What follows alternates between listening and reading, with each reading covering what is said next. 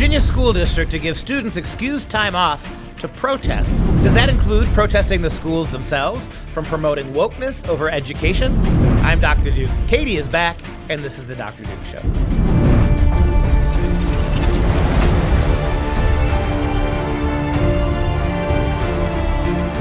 Hello, everyone, and welcome to the Dr. Duke Show, the only program that keeps you educated on the craziness impacting K-12 classrooms and college campuses around the world. It's been 2 months, 2 long months, but thankfully Katie is back from maternity leave and ready to drop some knowledge on you. You dropped a child, now you're going to drop some knowledge. I'll leave out all of the details about the dropping the child, but yes, the knowledge is here. One more advertisement for the Dr. Duke Show. It doesn't leave stretch marks. It doesn't. Today we're looking at a disturbing project out of Chicago that encourages little boys to dress like Disney princesses. Plus, thanks to an app, universities across the country are now tracking students' every movement on campus. Comrade Campus, right? But we start in Virginia, where a school district will now allow students to skip class in order to protest for political causes. Before we kick things off, a famous movie villain once said, "Introduce a little anarchy, upset the established order, and everything becomes chaos." It takes just a little chaos to make your ability to get out and get food for you and your family difficult. To avoid that chaos, here's one thing you must do in 2020. Build yourself an emergency food supply. I trust the people at My Patriot Supply, and you should too. A 2-week food kit, 2 weeks of survival gets you started. This week, you will save 40%, 40, when you visit preparewithduke.com. These kits include breakfast, lunch, and dinner, last up to 25 years, and are guaranteed to arrive in 2 days. Look, I've eaten them on a full stomach, and they're tasty. Imagine how good they're going to taste when your family's starving. All right, now on to our first story. Yep, the school board geniuses in Fairfax, Virginia, have now decided that we're not ignoring a kid's education enough. We've now got to continue to ignore their education in the classroom by letting them out of campus to protest for select causes. And what I love about this is they scheduled this to begin January 27th. January 27th is when kids begin to exempt themselves from public school. Guess what happens on January 24th? Guess what's happening in the DC, Virginia area on the 24th? In 2021. Or this original. This one, right now? Oh, well, then that's going to be all the protesting going on so that they The March for Life. Yeah, the marches. Yeah, so notice that this ability to get out of school coincides. It doesn't coincide with. It comes right after kids might go and protest for pro-life causes. It's a coinkadink, okay? Isn't that, it's just a coincidence, right? And you watch. It's going to be one of these things where they're going to start and stop it, right? Oh, Trump's in Virginia. We're going to have to reconsider this policy. Oh, Bernie Sanders is here. Go out and protest. Exactly. Well, they won't even call that a protest. Bernie Sanders is here. It'll be a welcome to our state. So what's happening is it's the Fairfax County Public School District, and this has been going on for a while. They've been wanting to implement this policy. And the school board member, Ryan McElveen, is the one who introduced the policy and said this was in response to a growing demand for protesting among younger Americans. If we allowed younger Americans, the children, to do anything that they demand, we would have utter chaos. The bottom line is that kids have been walking out of progressive schools for years now and no one stops them. The idea that this is completely his fantasy. This is where school boards run really awry. And notice the way he phrases this, right? Kids all across the country are demanding more time to protest. No, they're not. Educators, principals, superintendents, and idiots like you, school board member McElveen, you're conditioning these kids to believe that protesting is their primary education.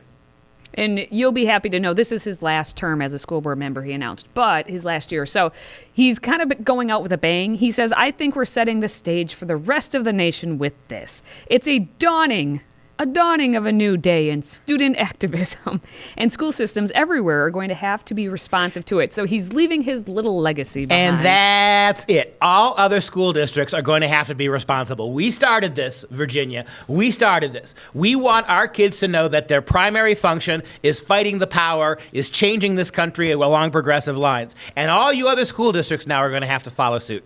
And the policy is written so it's for students in 7th through 12th grade, and they get an excused absence per year to attend these, quote, civic engagement activities. Now, when you were in school, you really started hammering home civics in junior high, in 7th, 8th grade, and then by the time you graduated, you basically you had a basic understanding of our government. In today's schools, we know that doesn't actually happen. So now these kids are even going to be allowed to protest, obviously, things they have no understanding of or what the process is. But that's not stopping Mr. McElveen from putting forth what he enjoys. And what interests me about this is that they cut it off after elementary school. And I don't think that's because they're concerned about little kids' education. I just think they figured out that 4 and 5-year-olds probably aren't allowed to leave campus unescorted. Right? Good point. But what they're doing is they're allowing kids in middle school with 7th graders, right? How old's a 7th grader? 12, 13. Right. So by the time you're 12, 13, or about a teenager, they then can walk your kid out of campus without even bothering to consult mom and dad. Might as well. Why not? You can't do that. Taking a 5-year-old out to a protest wouldn't work, right? Oh, although they've done it in other They states. have done it. And that's the other thing I ask about this. Well, who's chaperoning this? Exactly. I mean, if I'm a 7th grader, right, and I take a mental health day to go, how are they going to know I've been there? You know what's going to end up happening is that they're going to have buses back and forth to these protests. Once you tell the kids you can use taxpayer-funded classroom time to protest, don't you have to make sure it's safe? Don't you have to make sure they go in groups, not one by one? Don't you have to let teachers out to chaperone them? Don't you have to provide buses to drive them back and forth in the name of safety? This is just the beginning of turning your kids into nothing more than activist factories of agitation. Well, absolutely. And what this McElveen, he has in the past on his Twitter and that called for more gun regulation. He's pushing for menstrual equity. Take a look, Mike. Show the picture for while Katie's talking here. Show the picture, Mike. There he is. This is Ryan McElveen. There he is. And there he is is that Elsa from Frozen? Yes. It's one of the Frozen chicks. There he is demonstrating his transgender bona fides to anybody who wants to pay attention. Yes, he also said he wants laptops for all students in solar-powered schools. Did you say laptops or lap dances? Good question. Hard to tell. This is true. McElveen. Yeah, and he actually has protested himself, shockingly, outside of the Capitol. And his poster that he put it's kind of funny, I think. The only thing receding faster than our glaciers is my hairline. And then he also has tweeted, climate change is not a lie. Do not let our planet die. Yeah, so this is, and I want you to put the picture up of this jack wagon up. There he is. That's what you're doing. These are the kind of people who are hijacking your school boards to turn your students, your classrooms, your teachers, your curriculum into the kind of garbage nonsense they've become. Just look at that picture. And this does tie into our next story, though, doesn't it, Katie? It does, but before we talk about our next story, which involves Disney heroines, I want to remind everyone about what's happening on our American campuses now, a story that we're going to be talking about in just a moment, with these basically Big Brother type videos tracking our students' every move now on campus. But as you said, the next story ties into what we just talked about. Did you know that boys can be princesses too? And if you have a boy and he wants to dress like a Disney princess, you can do that. And not only do that, you can get a photo taken with a real Disney princess. This is coming out of the Chicago area, where a company was called Princesscapades Princess Parties. Try saying that 3 times fast. Princesscapades Princess Parties, which actually has shut down now, but the one who created it, Kitty Wolf, instead of doing princesses now, is going to do this whole campaign called Boys Can Be Princesses. So she's focusing her attention on that. So it's started by Kitty Wolf, and she says that she believes that anyone can enjoy the magic, beauty, and empowerment of a fairy tale princess. And they basically, for 7 years, have been doing just these princess parties, and now it's 2020, or I guess in 2019 it started. She's turning the attention on the boys. And what interests me is the typical liberal hypocrisy. For how many, 25 years we've been hearing about letting girls dress like princesses was sexist, was dooming them to second-class citizens. It was reifying the patriarchy by allowing little girls to indulge their princess fantasies. We were engaging in misogyny, toxic masculinity, Prince Charming coming to rescue you.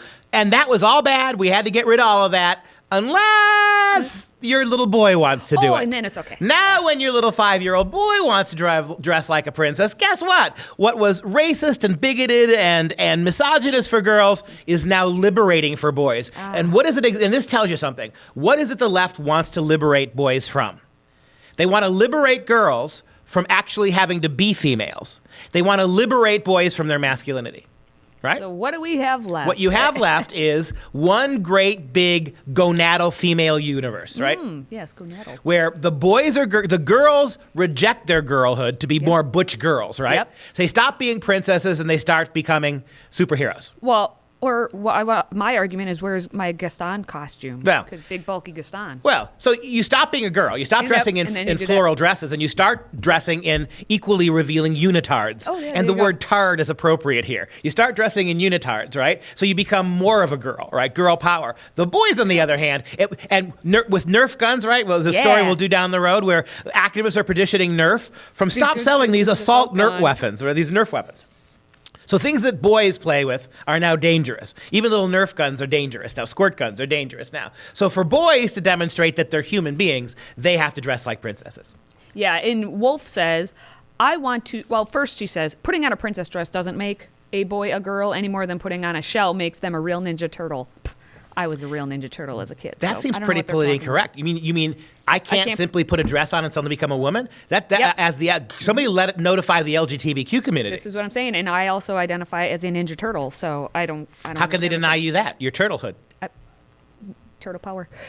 She says, when I say they can be a princess, that they can be a princess the same way they can be a superhero. So they're just trying to put it all together. And she says she wants to show all the boys it's okay to dress up as their heroes, even if it means they're twirling around in a ball gown. You know what? If they were serious about this, why would you stop trying to effeminize boys? Why don't you actually show up and have little girls wearing construction outfits? Yes. Or give them plumber outfits where the crack of their butts are showing. There you go. Right? Why don't you do that? Instead of trying to demasculate men, if what your ultimate objective is to have butcher women, don't do it by making boys more effeminate. Start dressing girls in hyper macho costumes. This is why I'm saying, where's the Gaston costume? Where's Sebastian? Where's Prince Charming? Where are all of the other Disney characters that they can get a picture with? What's interesting to me, I found there was a Facebook group that just was started at the end of last month called Boys Can Be Warriors Too, and it's in a response to this, boys can be princesses too. So a mom has two boys, and the only pictures up so far are these boys like, we're warriors, and they're like in wintertime without their shirts on, like out woods. It's kind of cool. Well, and the remaining thing is that there are very few little girls would be all excited about donning a hard hat and a tool belt, right? This idea that somehow you're going to transform basic male and female with costuming. There's so many hypocrisies here about the left, right? We talked about this, how princesses were bad when girls did it, but when boys do it, it's somehow liberating. Yep. We've talked about all of these angles on this, and it's just pathetic. I mean, what this is really, it's not about equity. It's not even about doing away with gender. It's just about putting boys in their place. By forcing boys, humiliating boys, without even knowing they're being humiliated, to behave like girls, because you think by doing that they're going to grow up to be somehow non-toxic males. Got news for you. Have you looked at Jessica Yaniv lately? No, all right? The boys that you're dressing as girls are going to be much more toxic, trust me, than you think they're going to be by leaving them alone. Absolutely. But when these kids then, whatever they may become, get to the college campus, now they're being watched in a different way. They've been trained all this time, and now they're being watched to be even trained more. It's kind of this whole thing they're doing with an app called Spotter Edu, or Spotter EDU. And this app was created to connect to the students' smartphones so that they're being tracked while they're on campus. And the purpose is to boost their attendance points. This has actually been going on since 2014, but right now is when it's like all these colleges are picking it up. Dozens of colleges across the country have picked this company up, and are using it on their college campuses. Yeah, and the danger about this is a social credit system, right? You're not just tracking attendance. You're giving kids points for certain kinds of behavior, and you're subtracting other points. And it's not even necessarily always completely clear to the students how you're assessing this, nor is it clear how this data is being gathered, stored, and utilized beyond its immediate purpose. Think about what's going on in China right now. China has engaged in almost just this kind of social credit system, with who you talk to, what kind of text you leave, the kind of places you visit, whether you walk someplace or drive someplace. All those scores are being tabulated for you in China, so that if you are not correct according to communist ideology, you can be downgraded, you can be discriminated against, you could even theoretically be arrested or punished or fined, right? Now you're doing it on college campuses. And what the staggering thing about this to me is there is no length to which American universities won't emulate the worst aspect of what goes on in communist countries. That is true. And some are going to argue that, well, this is kind of a good thing. The story, depending on how you read it, can be turned into a positive, saying, well, if it helps in terms of attendance, that means the students then are more likely to show up, so they're going to get a better education. But even some of the students who were asked about this said, yeah, but we're adults. Like, if you are trying to track us in order to, reach out to us to make sure we're attending the class, we're adults and we're responsible for ourselves to be able to show up on our own. Don't be tracking our every movement onto the campus and basically make our grade for having our butt be in the seat. Well, and imagine what happens if you're at the Ben Shapiro talk, right? Yeah. Imagine what happens if you don't go to the latest feminist speaker on campus. You see what I'm getting at here? And to be fair to the universities, some professors, have actually spoken out against this. Some professors and some other education advocates have argued that the systems represent a new low in intrusive technology, breaching students' privacy on a massive scale. The tracking systems, they worry will infantilize students in the very place, like you just said, they're expected to grow into adults. That's absolutely true. And one of those people specifically is Erin Rose Glass, who's a digital scholarship librarian. I didn't know there was such a librarian for that, but a digital scholarship librarian. That means librarian who doesn't care about books. A different version of the books, just not the hard paper copies. Yeah, no, I'm not going to go that far either. This is digital media. At the University of California, San Diego, she says it embodies a very cynical view of education, that it's something we need to enforce on students almost against their will. We're reinforcing this sense of powerlessness when we could be asking harder questions like, why are we creating institutions where students don't want to show up? And I think when I read it that way, that's exactly the point, is if you're going to a university, you should want to show up. You should want to be in the classroom to learn. Why aren't they? Oh, because they're not getting an actual education when they do show up. Well, the one thing I agree with you, and the one thing I would also add is it's a faulty premise both by the university and by the people who are fighting this initiative, that nobody believes anymore that the university is preparing these kids for adulthood. I'm sorry. The idea that the universities are preparing your kids for adulthood by selling them a fantasy version of socialism, by ignoring the murderous history, by teaching them bogus socialist-type economic systems and pretending that they're actually productive, by infantilizing them and giving them crying rooms and coloring books and telling them that words equal violence. You are not preparing on college campuses kids for adulthood. So in that regard, putting these things, these tracking devices on kids, it's a lot like putting a shock collar around your dog, right? You're just trying to Pavlovian stimulate certain kinds of behavior. Let's quit pretending the universities give a rat's ass about what real adulthood is. And some of those people who don't know what real adulthood live in Hollywood. I had the glorious joy of watching the Golden Globes just last night.